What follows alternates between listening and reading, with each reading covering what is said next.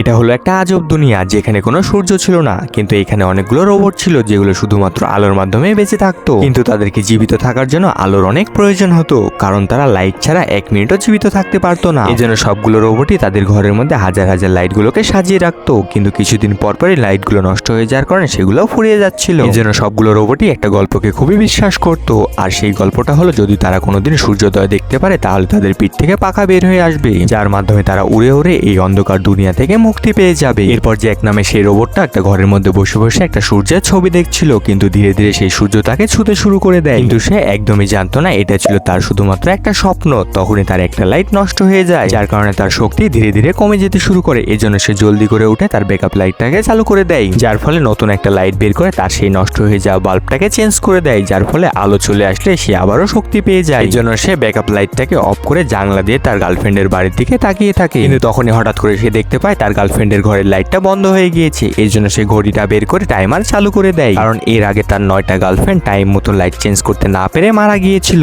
এই জন্য কারো ঘরের লাইট বন্ধ হয়ে গেলে জ্যাক অনেক ভয় পেয়ে যেত। কিন্তু তখন অনেকটা টাইম পার হয়ে যাওয়ার পরও তার গার্লফ্রেন্ডের ঘরের লাইটটা জ্বলছিল না। এই জন্য জ্যাক অনেক ভয় পেয়ে গেলে তার গার্লফ্রেন্ডের সাথে কি হয় তা পরের পার্টে দেখার জন্য কমেন্ট করুন।